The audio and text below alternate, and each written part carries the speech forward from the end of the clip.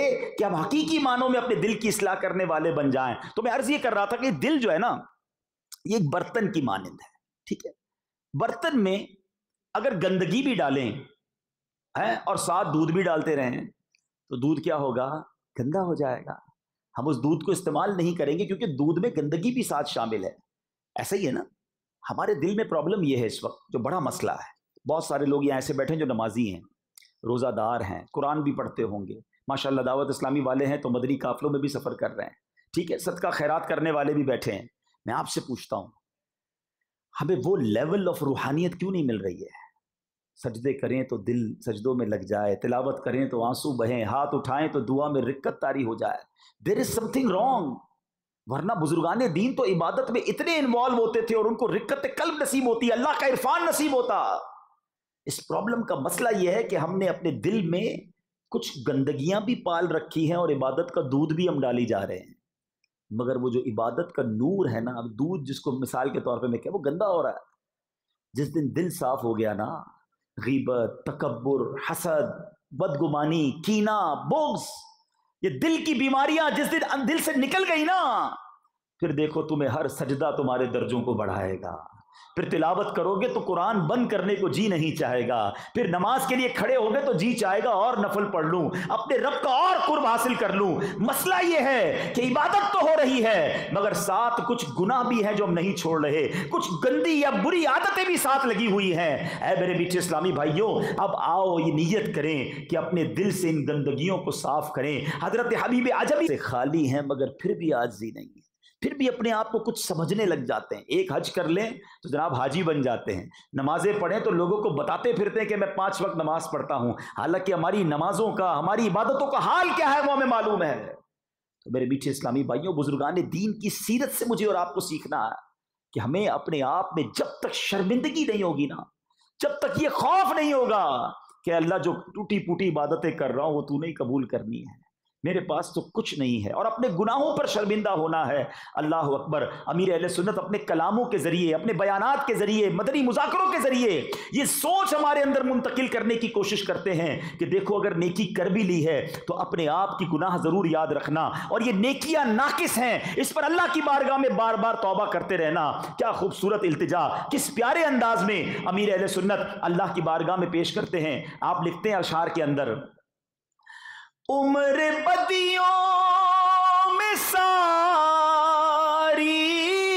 गुजारी, हाय फिर भी नहीं शर्म सारी।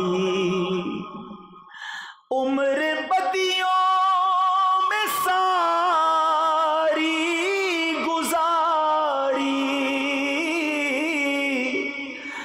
आए फिर भी नहीं शर्म सारी। बख्श महबूब का वास्ता है या खुदा तुझसे मेरी दुआ है। हूँ बज़ाहिर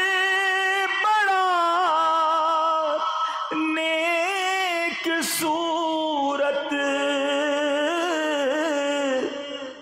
कर भी दे मुझको अब नेक सीरत। जाहिर अच्छा है बातिन बुरा है, या खुदा तुझसे मेरी दुआ है। काश हम वाकई नेक बन जाएं, अपनी आखिरत की फिक्र करने वाले बन जाएं। देखें कुरान मजीद फुरकान हमीद क्या क्या हमें बार बार जो याद दिला रहा है। एक बात याद रखिए, इस दुनिया में सिर्फ एक इंसान है जो अक्लमंद लोग कहते हैं जो तुम्हें कामयाब कर सकता है, वो तुम खुद हो। जब हम अपनी इस्लाह की कोशिश करेंगे तो ही हम इस्लाह पा सकेंगे। कुरान कहता है, पारा 30 सूरह शम्स आयत नंबर 9 और 10 में इरशाद होता है, कद अफलह मन ज़क्काहा व कद ख़ाब मन दस्साहा। ترجمہ کنزُ الایمان، بے شک مراد کو پہنچا جس نے اسے یعنی نفس کو ستھرا کیا، اور نامراد ہوا جس نے اپنے نفس کو گناہوں میں چھپایا۔ ہمیں اپنی اصلاح کے لیے کوشش کرنی ہوگی، کوئی اور آ کے ہمیں نہیں بدلے گا، ہمیں خود یہ ارادہ کرنا ہوگا کہ بس بہت ہو گیا۔ کب تک اللہ کو ناراض کرتا رہوں گا؟ کب تک اس کی نافرمانی کرتا رہوں گا؟ اے میرے میٹھے اسلامی بھائیوں، یاد رکھیے، نجات کا دار و مدار شہرت پر نہیں ہے، نجات کا دار و مدار عزت پر نہیں ہے، نجات کا دار و مدار مال و دولت عیش و عشرت پر نہیں ہے، نجات کا دار و مدار اونچے منصب پر نہیں ہے، نجات کے لیے صرف علم حاصل کرنا کافی نہیں ہے، آخرت میں نجات کے لیے اپنی اصلاح کرنا بھی ضروری ہے۔ جو اپنی اصلاح کرنے میں کامیاب رہا، انشاءاللہ اللہ پاک کی رحمت اور اس کے پیارے حبیب علیہ الصلوۃ والسلام کی شفاعت سے جنت کا حقدار ہوگا، اور مگر جو اس دنیا میں خود کو راہ ہدایت پر نہ لا سکا، وہ آخرت میں بھی محروم اور نامراد ہی رہے گا۔ اے میرے میٹھے اور پیارے اسلامی بھائیوں، قرآن گویا ہمیں جھنجھوڑ رہا ہے، ہمیں بتا رہا ہے کہ ہمیں زندگی کو کیسے گزارنا ہے۔ سورہ بقرہ پہلے پارے کی آیت نمبر 44 میں کیا ارشاد ربانی ہوتا ہے؟ بسم اللہ الرحمن الرحیم، أَتَأْمُرُونَ النَّاسَ بِالْبِرِّ وَتَنْسَوْنَ أَنفُسَكُمْ وَأَنْتُمْ تَتْلُونَ الْكِتَابَ أَفَلَا تَعْقِلُونَ۔ ترجمہ کنزُ الایمان، کیا لوگوں کو بھلائی کا حکم دیتے ہو اور اپنی جانوں کو بھولتے ہو، حالانکہ تم کتاب پڑھتے ہو؟ تو کیا تمہیں عقل نہیں؟ کچھ لوگ ایسے بھی ہوتے ہیں جو دوسروں کو بھلائی کا حکم دے رہے ہیں۔ یہ آیت گویا ہمیں جھنجھوڑ رہی ہے کہ لوگوں کو تو بھلائی کا حکم دیتے اور اپنے آپ کو بھول جائیں۔ واقعی نیک بن جائیں، اپنی آخرت کی فکر کرنے والے بن جائیں۔ دیکھیں قرآن مجید فرقان حمید کیا ہمیں بار بار جو یاد دلا رہا ہے۔ ایک بات یاد رکھیے، اس دنیا میں صرف ایک انسان ہے جو عقل مند لوگ کہتے ہیں جو تمہیں کامیاب کر سکتا ہے، وہ تم خود ہو۔ جب ہم اپنی اصلاح کی کوشش کریں گے تو ہی ہم اصلاح پا سکیں گے۔ قرآن کہتا ہے، پارہ 30 سورہ شمس آیت نمبر 9 اور 10 میں ارشاد ہوتا ہے، قد افلح من زکاہا وقد خواب من دساہا۔ ترجمہ کنزُ الایمان، بے شک مراد کو پہنچا جس نے اسے یعنی نفس کو ستھرا کیا، اور نامراد ہوا جس نے اپنے نفس کو گناہوں میں چھپایا۔ ہمیں اپنی اصلاح کے لیے کوشش کرنی ہوگی، کوئی اور آ کے ہمیں نہیں بدلے گا، ہمیں خود یہ ارادہ کرنا ہوگا کہ بس بہت ہو گیا۔ کب تک اللہ کو ناراض کرتا رہوں گا؟ کب تک اس کی نافرمانی کرتا رہوں گا؟ اے میرے میٹھے اسلامی بھائیوں، یاد رکھیے، نجات کا دار و مدار شہرت پر نہیں ہے، نجات کا دار و مدار عزت پر نہیں ہے، نجات کا دار و مدار مال و دولت عیش و عشرت پر نہیں ہے، نجات کا دار و مدار اونچے منصب پر نہیں ہے، نجات کے لیے صرف علم حاصل کرنا کافی نہیں ہے، آخرت میں نجات کے لیے اپنی اصلاح کرنا بھی ضروری ہے۔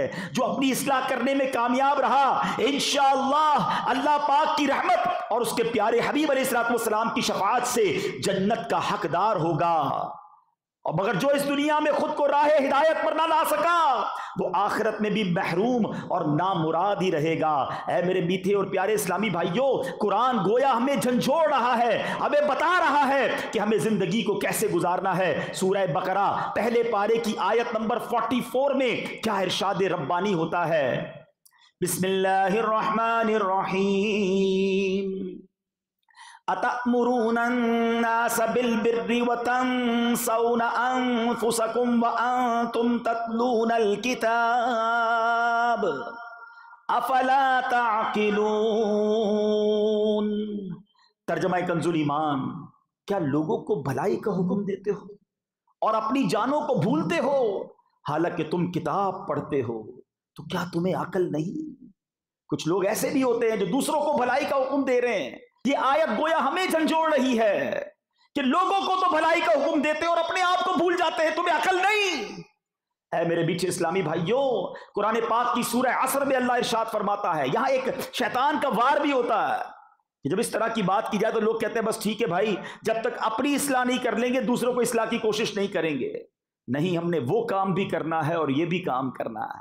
اللہ تبارک و تعالیٰ سورہ عصر میں کیا ارشاد فرماتا ہے؟ والعصر، ان الانسان لفی خسر، اس زمانے محبوب کی قسم، بے شک آدمی ضرور نقصان میں ہے، یعنی سارے انسان نقصان میں ہیں۔ جس میں دو قسم کے وصف ہوں گے، خوبیاں ہوں گی، وہ نقصان میں نہیں ہے۔ پہلی کیٹیگری کون سی بیان ہوئی؟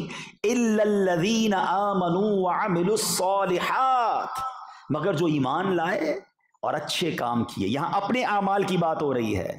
پھر آگے دوسرا وصف خوبی کیا بیان ہوئی؟ وتواصوا بالحق وتواصوا بالصبر، اور ایک دوسرے کو حق کی تاکید کی اور ایک دوسرے کو صبر کی وصیت کی۔ امام حسن بصری رحمت اللہ تعالی علیہ کی خدمت میں سوال کیا گیا، کیا روحانی طبیب دوسروں کا علاج کر سکتا ہے، یعنی نیکی کی دعوت دینے والا مبلغ؟ فرمایا ہاں، مگر پہلے اپنا علاج کرے پھر دوسروں کا کرے، تاکہ خود راستے سے بھٹکا ہوگا تو دوسروں کی رہنمائی کیسے کرے گا۔ اب آپ سے دوسرا سوال کیا گیا کہ لوگ کہتے ہیں دوسروں کو نصیحت اسی وقت کرنی چاہیے جب بندہ خود تمام برائیوں سے پاک ہو جائے۔ فرمایا شیطان تو یہی چاہتا ہے کہ نیکی کی دعوت دینے اور برائی سے منع کرنے کا دروازہ بند ہو جائے، ہر شخص اپنی اصلاح میں لگ جائے اور خود کو مکمل سدھار لینے سے پہلے نیکی کی دعوت بالکل نہ دے۔ یہ شیطان چاہتا ہے کہ نیکی کی دعوت کا دروازہ بند ہو جائے، تو یہی شیطان کی خواہش ہے، اس کو پورا نہیں کرنا، اپنی اصلاح کی کوشش بھی کرتے رہنا ہے اور ساتھ ساتھ دوسروں کو بھی نیکی کی دعوت دیتے رہنا ہے۔ اے میرے میٹھے اسلامی بھائیوں، ہم نے اس بات کی پہلے فکر کرنی ہے۔ دیکھیں سبحان اللہ، دعوت اسلامی کے مدنی مرکز نے، امیر اہل سنت نے ہمیں کتنا پیارا مدنی مقصد دیا ہے۔ اس میں اپنی اصلاح کی بھی بات کی ہے اور ساری دنیا تک نیکی کی دعوت پہنچانے کی بھی بات کی ہے۔ آئیے ذرا مل کر اپنا مدنی مقصد دہراتے ہیں۔ ہمارا مدنی مقصد کیا ہے؟ مجھے اپنی اور ساری دنیا کے لوگوں کی اصلاح کی کوشش کرنی ہے انشاءاللہ عز و جل۔ تو اس کے لیے میں اکاؤنٹیبلٹی کرنی ہوگی، روز سوچنا ہوگا کہ آج کا دن کیسے گزارا۔ بزرگان دین کس طرح اپنی خود احتسابی کیا کرتے۔ پہلے حضرت عمر رضی اللہ تعالیٰ عنہ امیر المومنین ہیں، ان کا منصب کیا ہے کہ نبی پاک علیہ الصلوۃ والسلام فرماتے کہ میرے بعد کوئی نبی ہوتا تو عمر ہوتا۔ آقا علیہ الصلوۃ والسلام کی حدیث کا مضمون ہے، عمر جس گلی سے گزر جائے اس گلی سے شیطان نہیں گزرتا۔ مگر آپ کے بارے میں آتا ہے کہ روز رات کو آپ اپنے آپ کو ایک درہ مار کر پوچھتے تھے کہ بتا عمر آج کا دن کیسے گزارا ہے، تم نے یہ کام کیوں کیا، یہ کیوں نہ کیا۔ ایک صحابی رسول نے دیکھا امیر المومنین کسی باغ کے کونے میں اکیلے اپنے آپ سے باتیں کر رہے ہیں، وہ قریب گئے کہ دیکھوں کیا باتیں ہو رہی ہیں، تو اپنے آپ سے کہتے ہیں اے عمر، تو اور امیر المومنین خدا سے ڈر، ہیں اپنے آپ سے بات کرتے، اپنے آپ کو گویا سمجھاتے تھے۔ مگر آج ہمارے گناہوں کے انبار ہیں، مگر لوگ اپنے آپ کو خود ہی سیٹسفائی، تو بڑا نیک ہے، نمازی ہے، تیرا کام بن گیا۔ یہی تو شیطان کا وار ہے میرے میٹھے اسلامی بھائی، ہے قرآن ہمیں سمجھا رہا ہے۔ قرآن کہتا ہے یا ایھا الذین آمنوا اتقوا اللہ ولتنظر نفس ما قدمت لغد، اے ایمان والو اللہ سے ڈرو اور ہر جان دیکھے کہ کل کے لیے آگے کیا بھیجا ہے، ہم نے آگے کیا بھیجا یہ سوچنا ہے۔ تو اے میرے میٹھے اسلامی بھائیو، اس کووڈ وائرس نے جو ہے نا ویسے بھی ہمیں بہت کچھ سمجھا دیا، اللہ کرے ہم سمجھنے والے بنے۔ اس تمام پرابلم میں بھی اپنے آخرت کی یاد نہیں کی تو ہم سے بڑا پھر بے وقوف کون ہوگا۔ کبھی زندگی میں دیکھا تھا کہ اتنے جنازے پڑھیں گے، اتنی موت کے بارے میں سنیں گے؟ ہم تو صبح اٹھتے تھے تو کئی جنازوں کے میسج ہوتے تھے کہ فلاں فلاں کا انتقال ہو گیا، اور جناب مسجد میں اتنے سارے جنازے، ہر نماز میں نماز جنازہ کا اعلان ہوتا تھا، آس پاس کے کتنے لوگ چلے گئے۔ کیا اب بھی ہم عبرت نہیں لیں گے کہ یہ فرق ہے میری اور آپ کی زندگی کے درمیان اتنی دیر کا کہ لوگ ہمارے سامنے اٹھتے چلے گئے۔ مجھے اچھی طرح یاد ہے